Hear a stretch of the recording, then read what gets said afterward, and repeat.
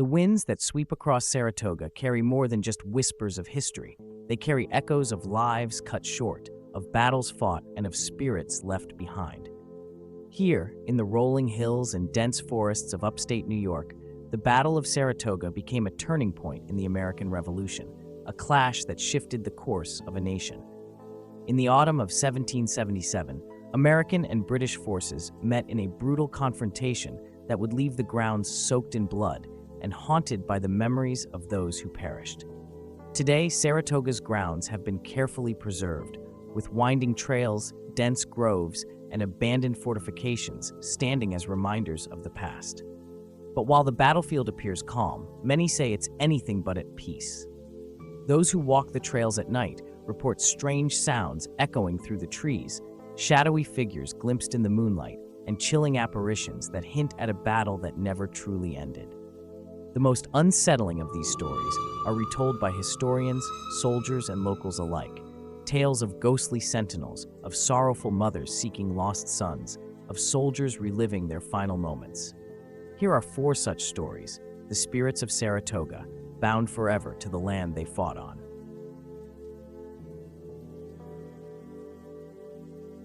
Story 1. The Phantom Sentinel. The Saratoga battlefield lay cloaked in the muted colors of late autumn, a landscape touched by the fading reds and golds of October. As twilight deepened, the trees cast long shadows over the winding trails and crumbling redoubts, casting the battlefield in an eerie light. Though his shift was ending, Sergeant Daniel Hayes lingered for his final rounds, feeling a familiar chill settle over the air. There was something about these grounds, the solemn beauty, the weight of history, that resonated deeply with him. Daniel wasn't just a park ranger. He was a former soldier, a man who had served 2 tours overseas and returned with a heavy heart. He'd spent countless nights patrolling war zones and battle sites far from home, and while this battlefield held only shadows, it seemed as though a lingering spirit of duty remained here. As he began his patrol along Freeman's Farm Trail, the stillness around him felt unsettling. The air was almost too quiet, as if the land itself held its breath.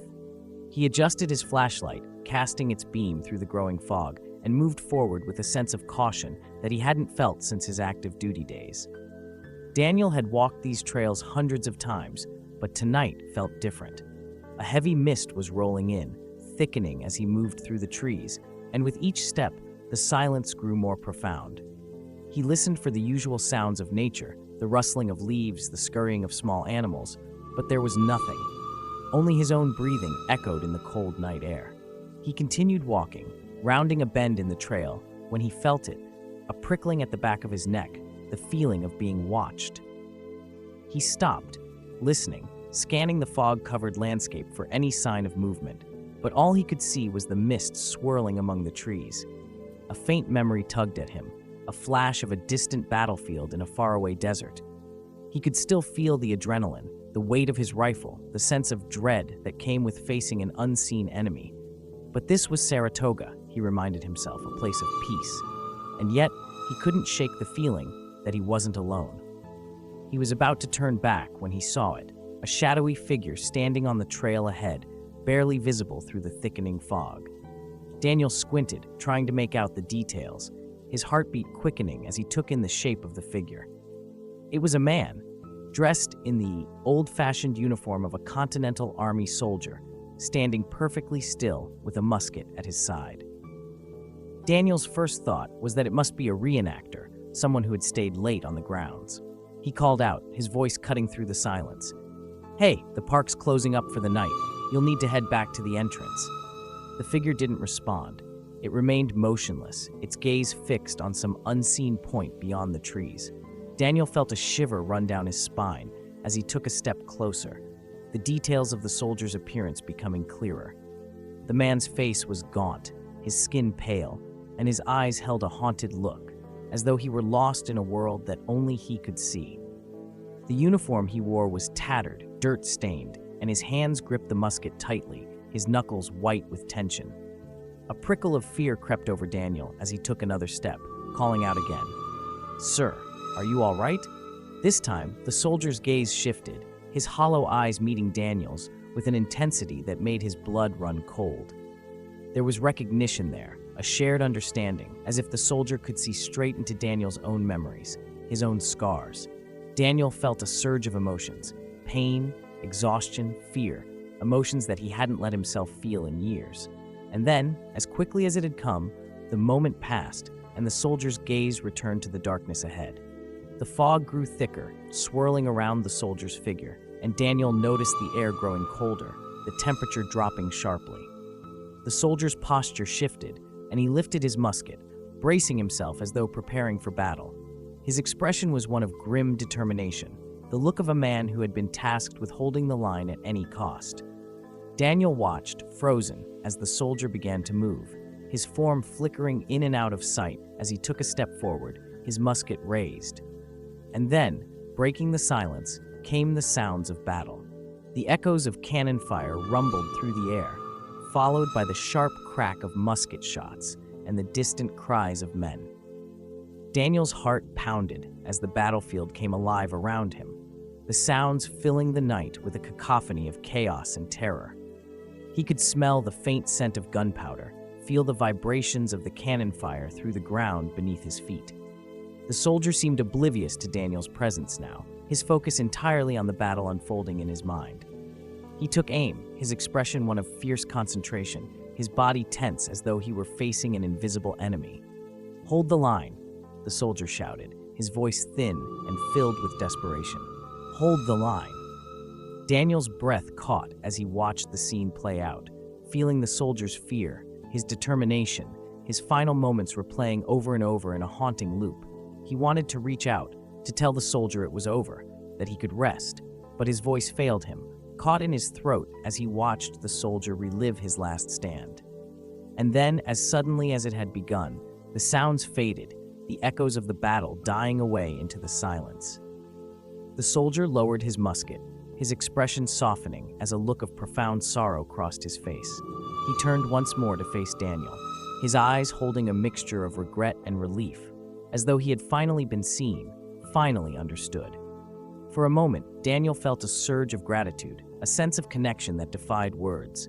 He nodded, a silent acknowledgement of the soldier's sacrifice, a gesture of respect for the life that had been given on this haunted ground. The soldier's form began to waver, his outline growing faint, dissolving into the mist. And then, with a final lingering gaze, he disappeared, leaving Daniel standing alone in the quiet, his heart heavy with the weight of what he had witnessed. In the days that followed, Daniel found himself haunted by the encounter, unable to shake the image of the phantom sentinel. He began to research the history of Freeman's Farm, poring over battle records and historical accounts, searching for any mention of the soldier he had seen. He learned of the men who had been ordered to hold the line, soldiers who had fought with unwavering courage, knowing they were outnumbered, knowing they might not survive. Among them was a soldier named Joseph Grant, a young man who had fallen while defending the farm, his body never recovered from the field. Daniel became convinced that the figure he had seen was Joseph, a sentinel bound to the battlefield by a duty that had outlasted his life. He felt a kinship with the man, a shared understanding of what it meant to face fear and loss, to hold the line against impossible odds. Word of Daniel's experience spread among the locals, and soon others came forward with their own stories of strange sightings, of shadowy figures seen through the mist, of voices heard calling from the darkness. The tale of the Phantom Sentinel became part of Saratoga's ghostly lore, a haunting reminder of the men who had given their lives on this sacred ground. For Daniel, the encounter left an indelible mark. He continued his work as a park ranger, watching over the battlefield with a renewed sense of purpose, a quiet understanding that he was not alone. And sometimes, on misty autumn nights, he would pause on the Freeman's Farm trail, listening to the silence, watching the shadows, waiting for the ghostly figure of a sentinel who would forever stand guard over Saratoga's hallowed ground.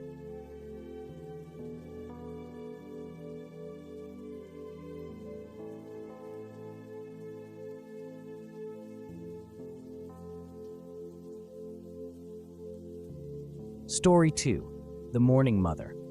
The Saratoga battlefield was shrouded in a thick autumn mist, the air cool and heavy with the scent of decaying leaves.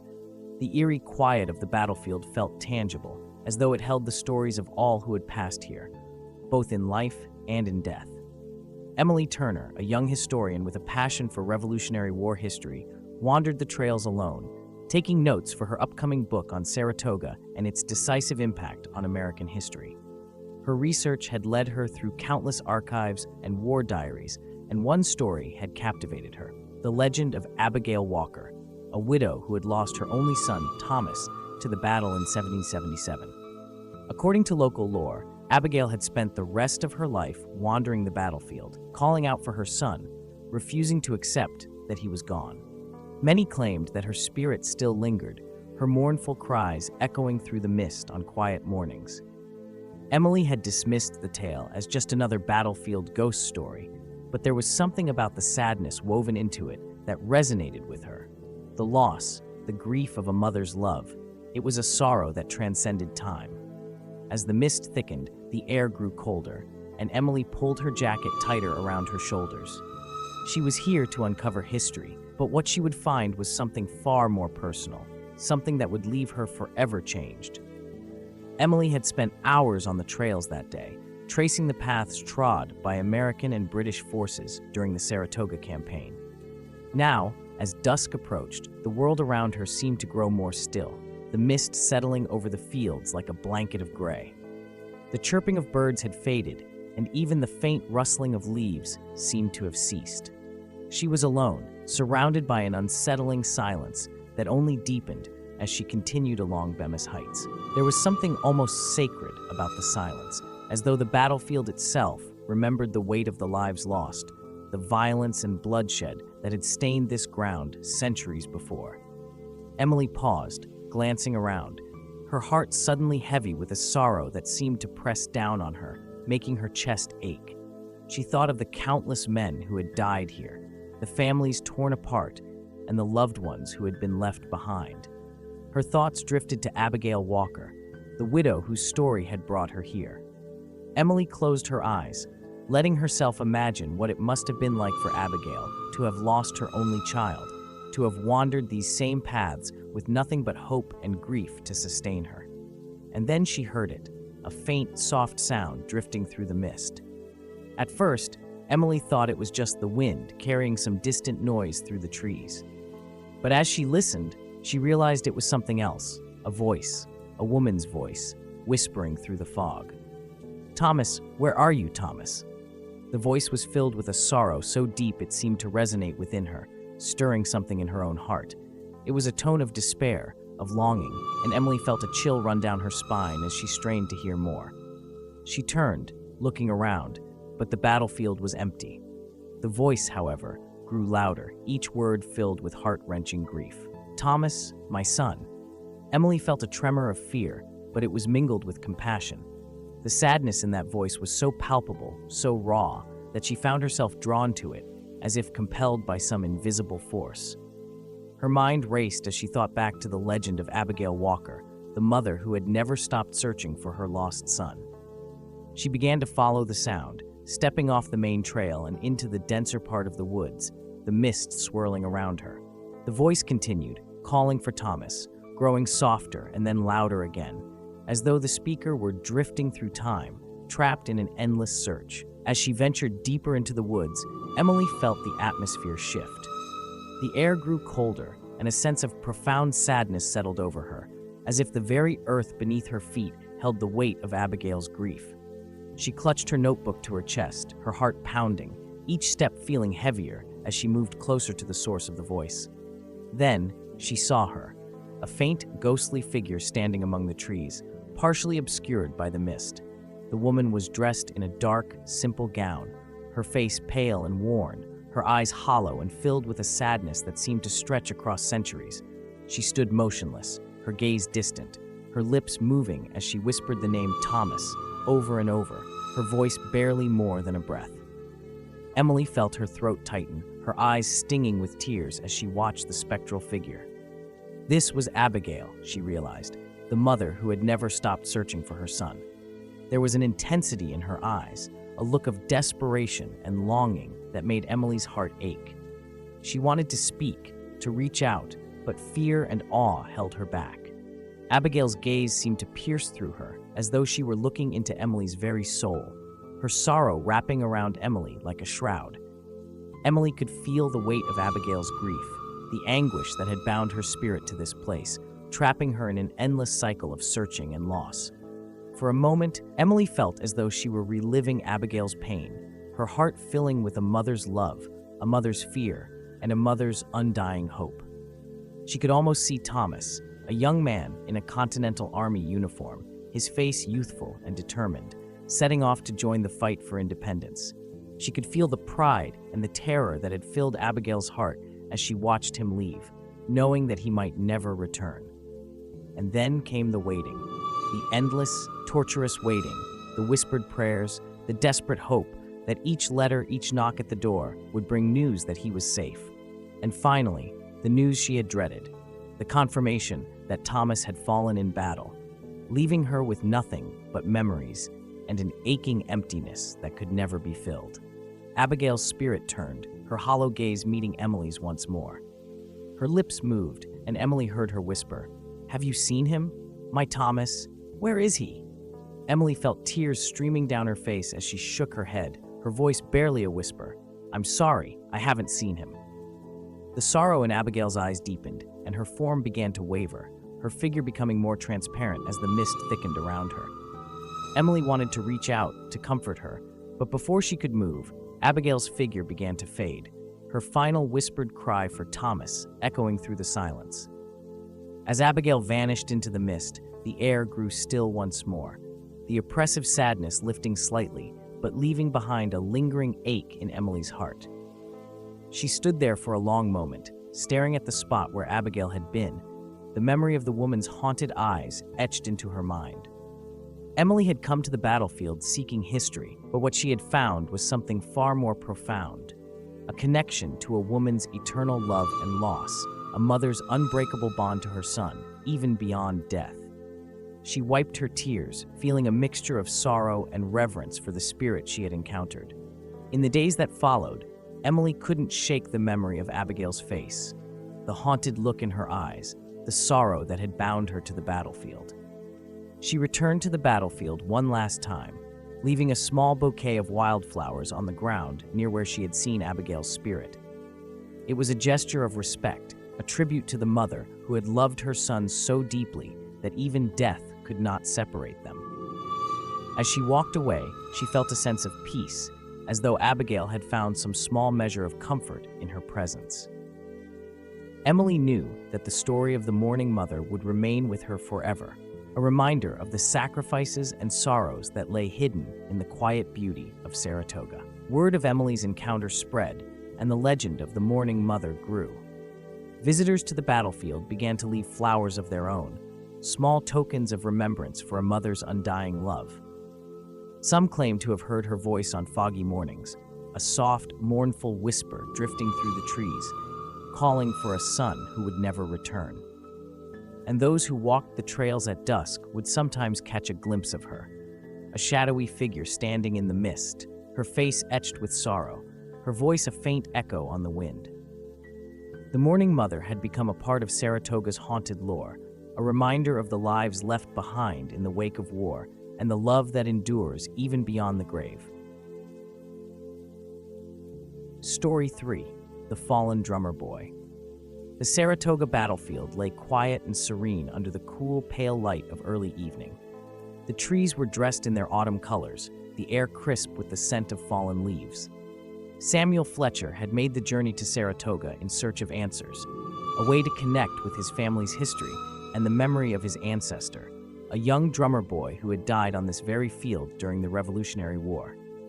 Growing up, Samuel had always been fascinated by the story of his great-great-great-grandfather, Matthew Fletcher, a boy of only 15 who had volunteered as a drummer for the Continental Army. The tale had been passed down through generations, filling young Samuel with both pride and sadness for the ancestor he'd never known. The stories had described Matthew as brave and determined, his drumbeat leading soldiers into battle, his youthful spirit bright even in the face of war. But his life had been tragically cut short, and his drum had fallen silent. Samuel had often imagined Matthew's final moments, wondering if he'd felt fear or pride, if he'd known he would be remembered by his family all these years later. Now, as he walked the battlefield at dusk, he felt closer to his ancestor than ever before, as though Matthew's presence lingered in the cool evening air. Samuel walked slowly, tracing the battlefield trails as the last rays of sunlight slipped below the horizon, casting the landscape in shadows. The silence around him felt heavy, almost reverent, and he could feel the weight of the history that lay beneath his feet. Every step he took seemed to echo through time, connecting him to the soldiers who had fought and died here. He paused by a weathered plaque that commemorated the Continental forces who had stood their ground against the British.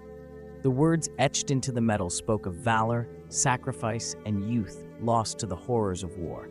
Samuel felt a pang of sadness as he thought of Matthew, a boy who had given everything for his country, his dreams and ambitions forever stilled. As the evening deepened, a chill settled over the battlefield, and a light mist began to drift through the trees.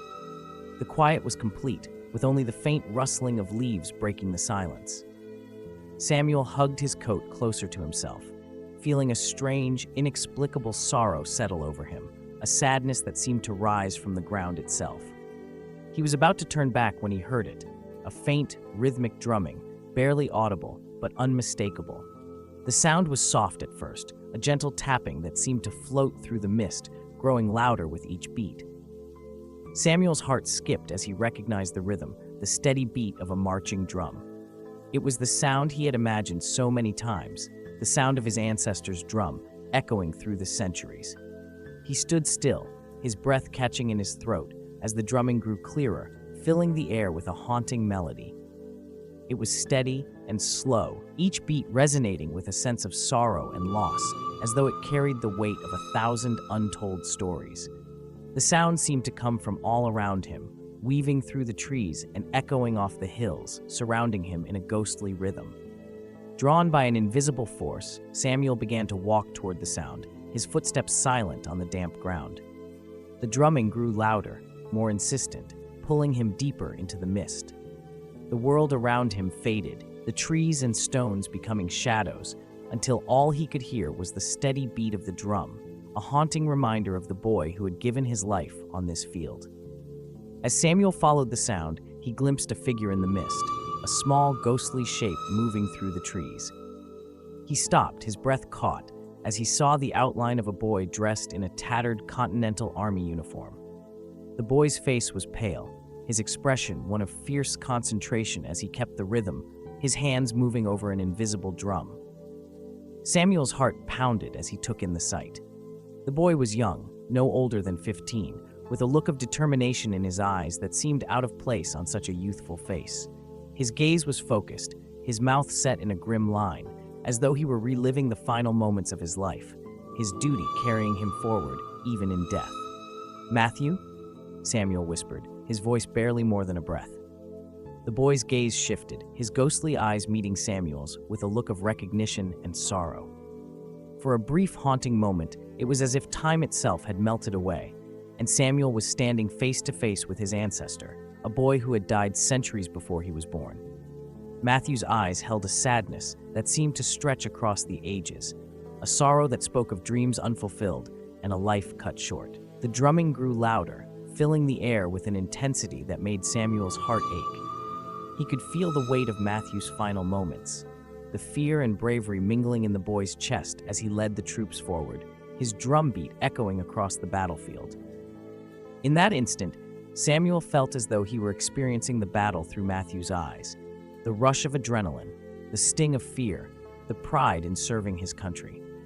Suddenly, the sounds of battle erupted around him, the shouts of men, the clash of muskets, the roar of cannon fire. Samuel felt the vibrations through the ground, his senses overwhelmed by the chaos and terror of war. He could see the ghostly shapes of soldiers moving through the mist, their faces twisted with fear and determination, their bodies caught in the fury of battle. Matthew stood among them, his small frame dwarfed by the soldiers around him, his hands moving steadily over the drum as he kept the rhythm, guiding the troops forward. His face was pale, his eyes wide with fear, but he held his ground, his drumming never faltering. Samuel felt tears prick at his eyes as he watched his ancestor relive his final stand, a boy caught in the horrors of war, his courage carrying him through to the end.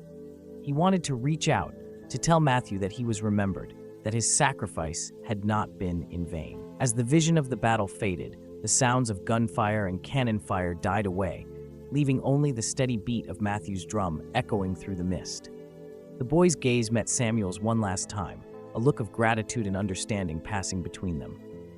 In that moment, Samuel felt the connection between them deepen, a bond that transcended time, a shared legacy of courage and sacrifice.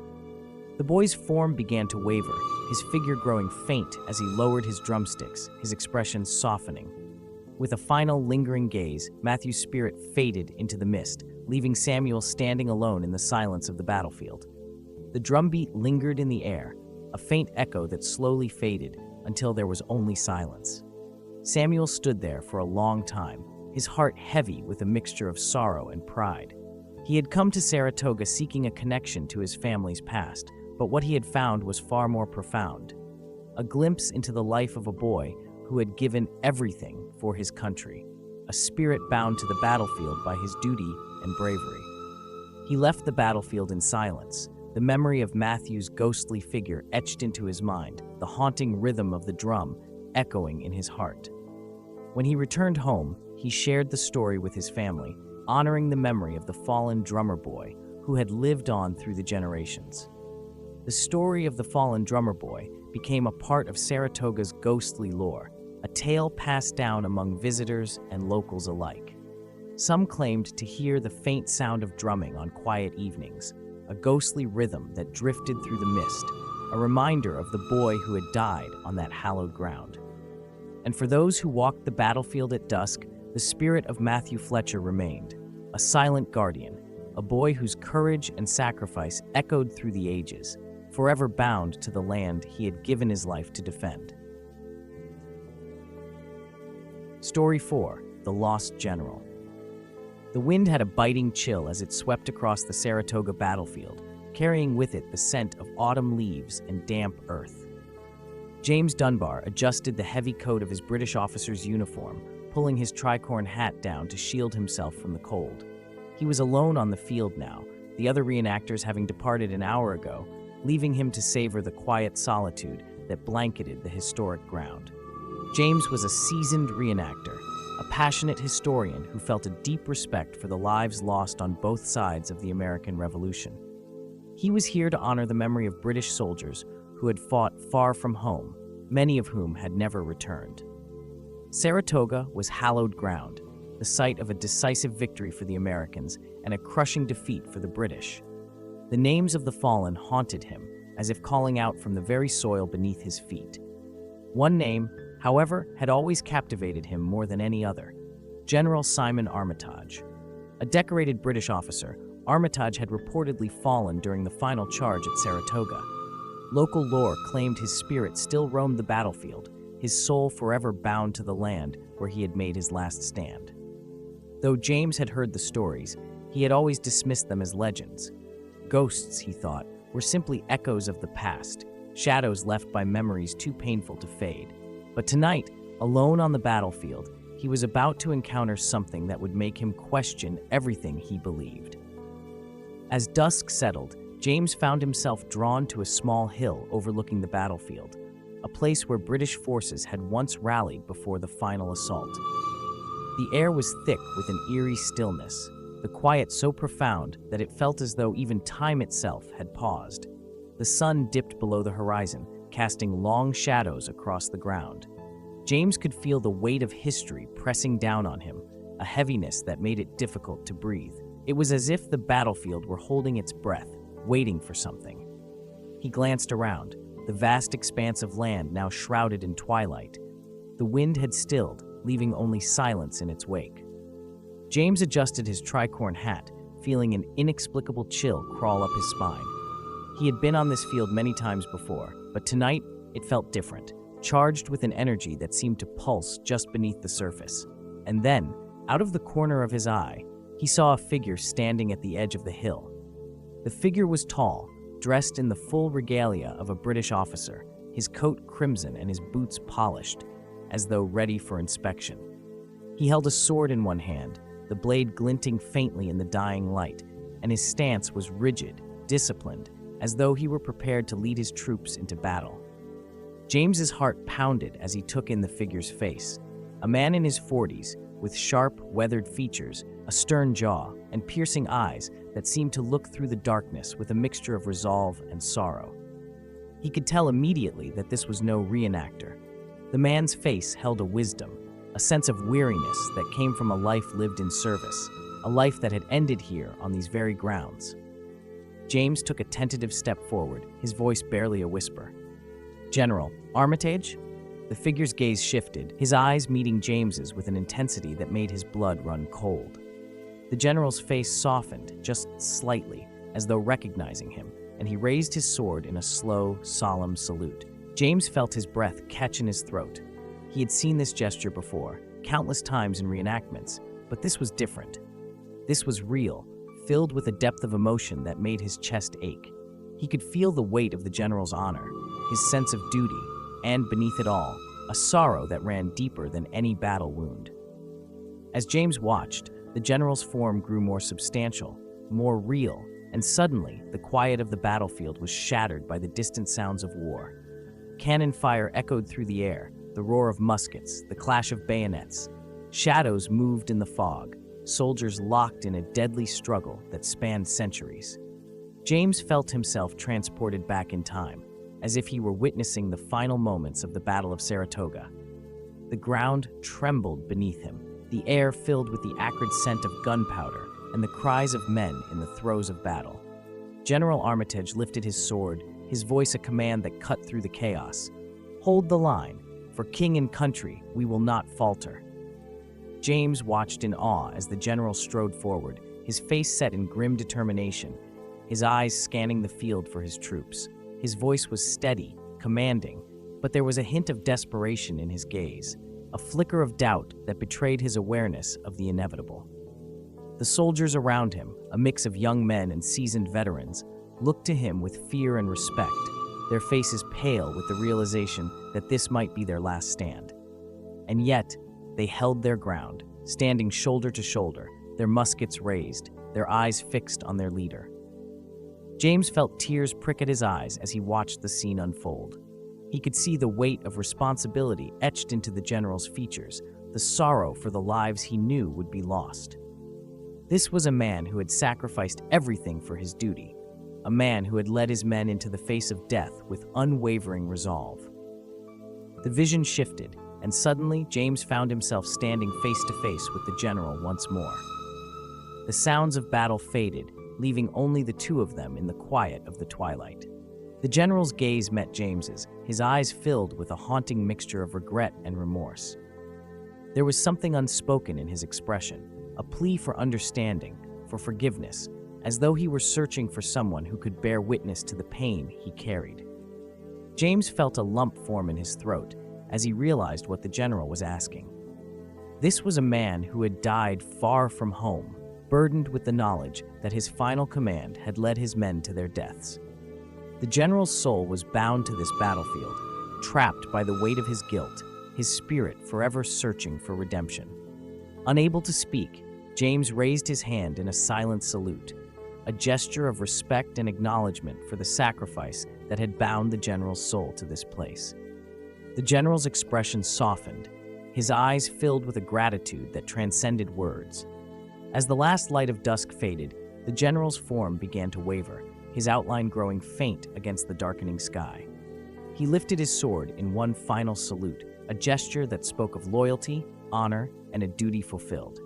And then, as the first stars appeared in the sky, the general's figure dissolved into the mist, leaving James standing alone on the hill, his heart heavy with the weight of the encounter. The battlefield was silent once more, the echoes of war fading into the night. But James felt as though he had witnessed something sacred, something that transcended time and space. He knew that the spirit of General Armitage would forever watch over this land, his loyalty to his men, and his duty binding him to the soil he had fought and died on. In the days that followed, James found himself returning to the battlefield, leaving small tokens of remembrance: a flower, a note, a candle, in honor of the lost general.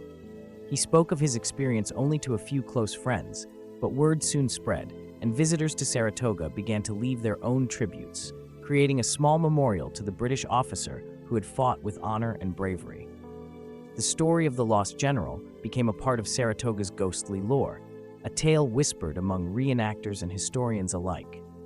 Many claim to have seen him, standing on the hill at dusk, his gaze fixed on the horizon, forever waiting for the redemption that would never come.